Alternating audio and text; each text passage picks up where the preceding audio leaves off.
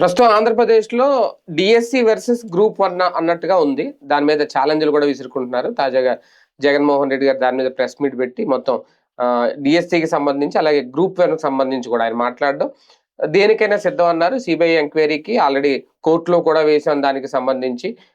CBI విచారణకి వాళ్ళు సిద్ధమైతే మేము కూడా సిద్ధం అంటూ చెప్పుకొచ్చారు. అదే నేపథ్యంలో తర్వాత నెక్స్ట్ ఏం చేయబోతున్నాం వచ్చే బుధవారం అంటే బుధవారం ప్రెస్ మీట్లు పెడుతున్నారని చెప్పడం అది కూడా కొంచెం ట్రోల్ అవుతుంది. ఇదే నేపథ్యంలో తాజాగా పయ్యావుల కేశవ్ గారు మాట్లాడిన మాటలు అసెంబ్లీలో దీనికి సంబంధించి అప్పుడు విద్యాశాఖ మంత్రిగా బొత్స సత్యనారాయణ గారు ఉన్నారు అనేది. ఓకే, ఇందులో అధికారులు ఎంతవరకు టార్గెట్ అవుతారనేది ఒకటి.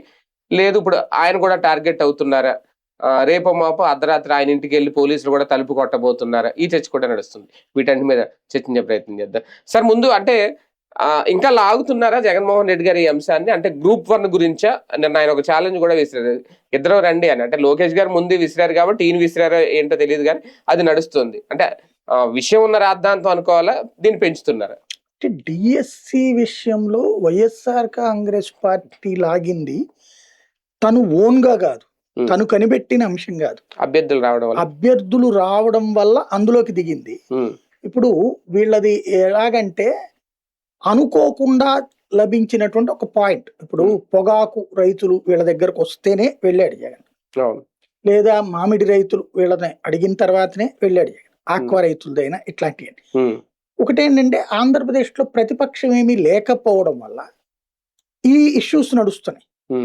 ఇప్పుడు కొన్ని సమస్యలు ఎట్లా ఉంటుందంటే ప్రెషరైజ్ చేయడం, అంటే ఎవరి ద్వారా వెళ్తే మనం ఈ సమస్య హైలైట్ అవుతుంది. ఇప్పుడు ఫర్ ఎగ్జాంపుల్ ఏబి వెంకటేశ్వరరావు గారు వీళ్ళేమి రాజకీయ నాయకులు కాదు, నల్లమోహన్ చక్రవర్తి, డాక్టర్ బాబు వీళ్ళు వెళ్తే జనం ఎగబడి వచ్చి హాల్ నిండిపోయింది 22A గురించి.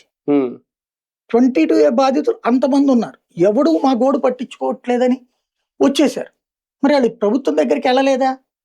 వీళ్ళు చెప్పే సోమవారం మీటింగులకు పోతున్నారు, కలెక్టర్ని కలుస్తున్నారు, ఆర్డీఓని కలుస్తున్నారు, ఎప్పటికీ సమస్య పరిష్కారం కావట్లా. చంద్రబాబు గారి దగ్గరికి వస్తున్నారు, తెలుగుదేశం కార్యాలయం దగ్గరికి వస్తున్నారు, జనసేన కార్యాలయం దగ్గరికి, బీజేపీ కార్యాలయం కూడా ఏం చెప్పింది? రెవెన్యూ సమస్యలే బోల్డ్ వస్తున్నాయి.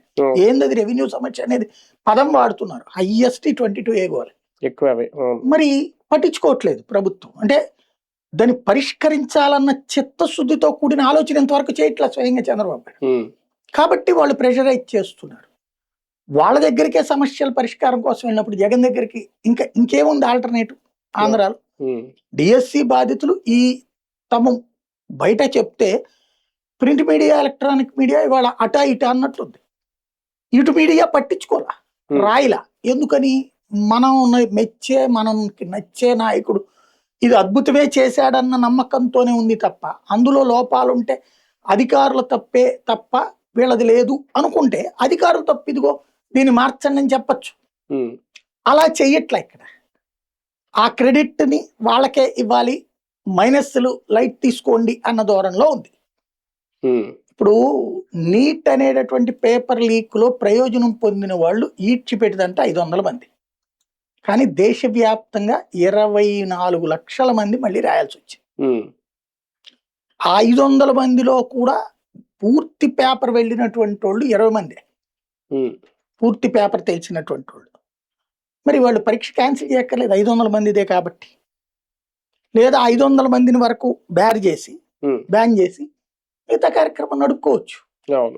కానీ ఫెయిర్ అవ్వదు, లీగల్ గా కూడా కాంప్లికేషన్ వస్తుంది. అందుకని వాళ్ళు నిర్వహించారు మళ్ళీ పరీక్ష. ఇక్కడ 4 అంశాలు ప్రధానం. అది మొదట్లో ప్రతిపక్షం ఎక్స్పోజ్ చేయడంలో ఫెయిల్ అయ్యింది. డిఎస్సి లోపాలు అన్నది ఏది జార్ఖండ్ లో ఎకలేషన్ టైప్ లోనే నడిచింది తప్పించి క్లారిటీగానే. జగన్ ఒక్కొక్క ప్రెస్ కాన్ఫరెన్స్ తర్వాత కాస్త మెచ్యూరిటీ, అంటే ఆయన అవగాహన పెంచుకుంటూ తాజాగా చెప్పుకొచ్చినటువంటి పాయింట్లో కీలకమైనటువంటిది ఏంటంటే డిఎస్సి చరిత్రలో ఇంతవరకు ఎప్పుడూ కూడా పరీక్షలో పాస్ అయిన వాళ్ళకి స్పోర్ట్స్ కోటాలో ఇస్తారు తప్పించి పరీక్షతో సంబంధం లేకుండా స్పోర్ట్స్ కోటా భర్తీ చెయ్యరు. వీళ్ళు దానికోసం ఒక జీవో ఇచ్చారు, డిఎస్సితో సంబంధం లేకుండా రిక్రూట్మెంట్ అని. నెంబర్ 1. రెండవది, అదే కరెక్ట్ అనుకుంటే అదే కొనసాగించాలి కదా. అలా కొనసాగించకుండా డైరెక్ట్గా మళ్ళీ ఆ తర్వాత ఇంకో జీవో తెచ్చి ఇకపైన చేసేటటువంటి వాటిలో అంటే ఇకపైన మళ్ళీ డిఎస్సి పరీక్ష రాసిన వాళ్ళకే స్పోర్ట్స్ కోటా అన్నారు. అవును. ఇలాగా కొన్ని వందల మందికి జాబ్స్ ఇచ్చారు. పరీక్ష రాయని వాడికి ఉద్యోగం ఇచ్చారు. పరీక్ష రాసిన వాళ్ళల్లో మెరిటోరియస్ అవార్డ్స్ గెలుచుకున్న అర్జున అవార్డు గ్రహీతకు కూడా ఇవ్వలేదు. ఇది మన బాణాల దాంట్లో సక్సెస్ అయినటువంటి కుర్రోడికి కూడా అర్జున కాదు ఏదో సంథింగ్ అతన్ని అవార్డు ఉంది ఒక ఆయనకి డిఎస్సి ఆయనకి ఇవ్వలేదు. అలాగే వివిధ నేషనల్ స్టేట్ లెవెల్ వాళ్ళకి ఇవ్వాల. పార్టిసిపెంట్స్ అది కూడా 2 నెలల క్రితం పార్టిసిపేట్ చేసినట్టుగా అది ఇంటర్ స్కూలు లాంటి పోటీల్లో 2 నెలల క్రితం పార్టిసిపేట్ చేసిన వాళ్ళకు కూడా ఇచ్చారు ఇక్కడ. ఒకటి.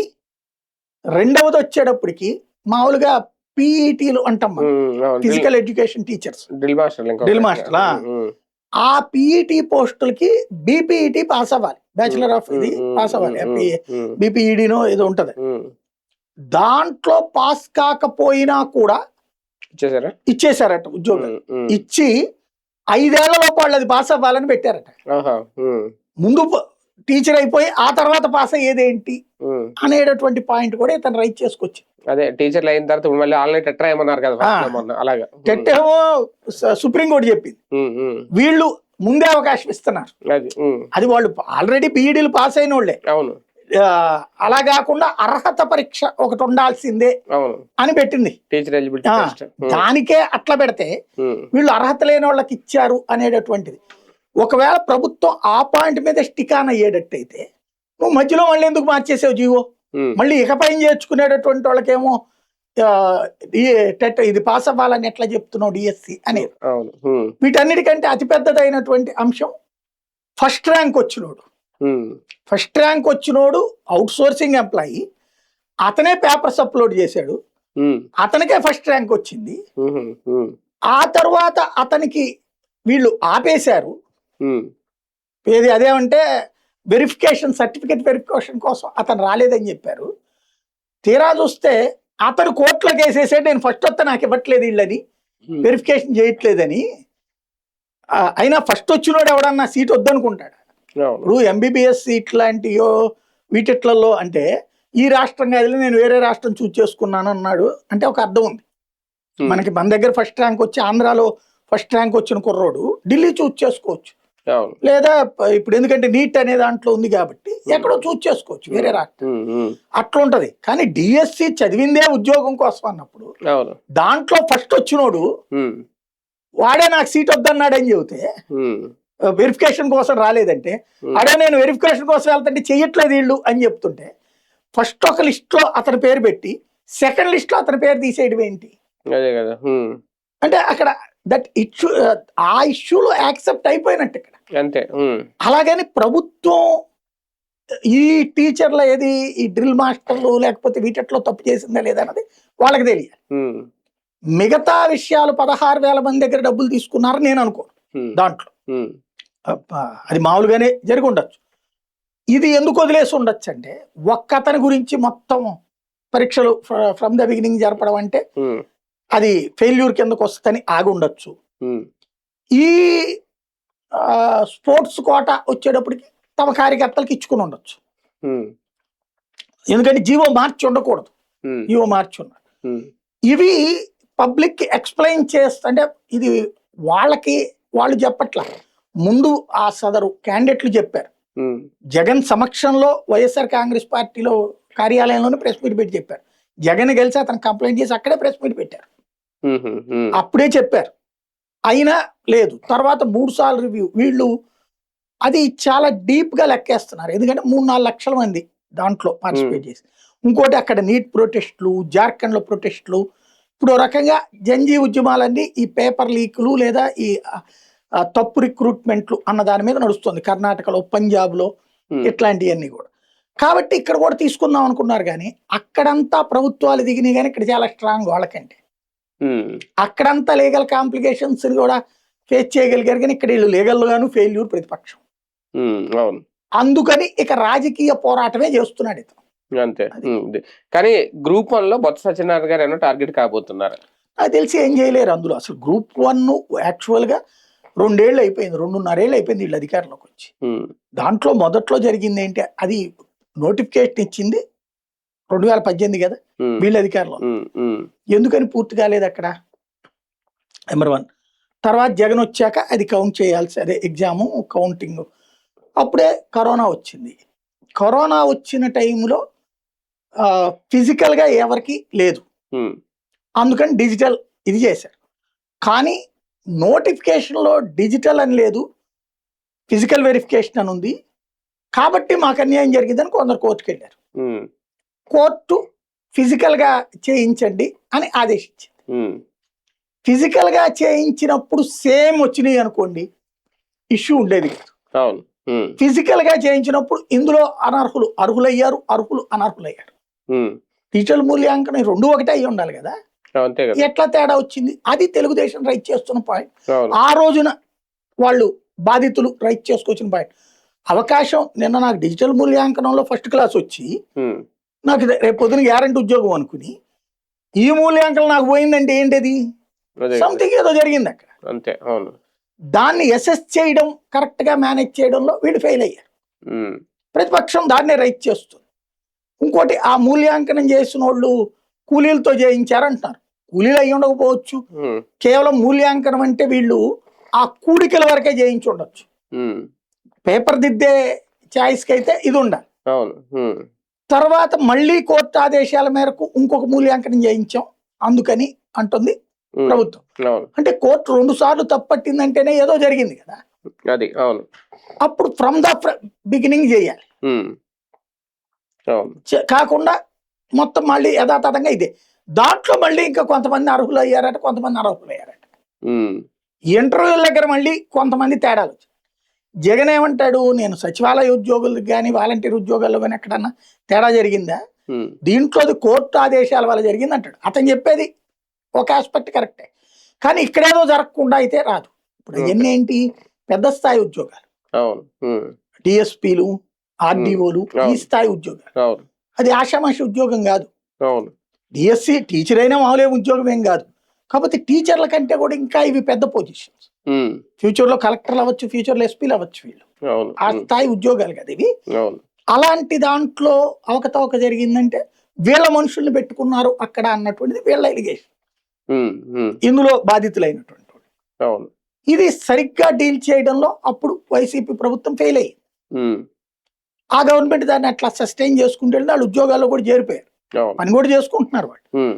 ఇప్పుడు దాని మీద ఈ ప్రభుత్వం వచ్చాక చేయించిన ఎంక్వైరీలో కూడా పాత ప్రభుత్వం చెప్పిన అఫిడవిట్నే వేసేసారు ఫస్ట్ అధికారు. తర్వాత ఈనాడు జ్యోతిల్లో మనం ఎవరు నడుపుతున్నారు అసలు ఏపీపీఎస్సి, మనం వాడిని దొంగ అని చెప్పి ఇప్పుడు మనోళ్ళు వచ్చి వాడు కరెక్ట్ అని చెప్పి ఎట్ట సర్టిఫికెట్ ఇస్తున్నారు అని తిట్టిపోసారు. అప్పుడు లేదని చెప్పి మళ్ళీ మార్చి ఏపీపీఎస్సీలో అధికారులు మార్చి ఆ గౌతమ్ సవాంగనీయులది ఇదంతా తర్వాత మళ్ళీ ఆయన సుబ్రహ్మణ్యం గారిది పట్టుకుని ఇదంతా చేసుకొచ్చారు సెకండ్ ఫేజ్. కాబట్టి ఇప్పుడు దాంట్లో కోర్టుకే కొన్ని అనుమానాలు వ్యక్తం చేసింది కోర్టుకి వీళ్ళు ఇచ్చిన అఫిడవిట్లో ఏమీ లేదన్నారని ఓ పక్కన వైసీపీ అంటుంటే, ఉన్నదన్న పాయింట్ని తీసేసి అంతకుముందు ఇచ్చిన అఫిడవిట్ పాయింట్లను వీళ్ళు చెప్తున్నారన్న తెలుగుదేశం అంటారు. మేబీ అది కోర్టులో కొట్టివేసి, అంటే ఆల్రెడీ కోర్టు వీళ్ళ మీద చాలా సీరియస్ అయింది, అందులో ఏదో డౌట్లు ఉందని అనుమానించడంతో పాటు వీళ్ళని లైమ్ లైట్ పొజిషన్స్ నుంచి తీసి పక్కన పెట్టమంది. వీళ్ళు సుప్రీంకోర్టు దాకా వెళ్తే కూడా అందులో తప్పేం లేదని సుప్రీంకోర్టు. కాబట్టి మేబీ వాళ్ళ ఉద్యోగాలు పోవచ్చేమో.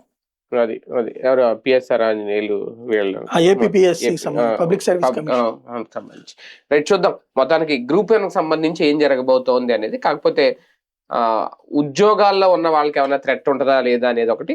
అలాగే డిఎస్సి విషయంలో అయితే మేము చాలా క్లియర్ గా ఉన్నామని చెప్తున్నారు లోకేష్ గారు. ఏం జరుగుతుందో చూద్దాం.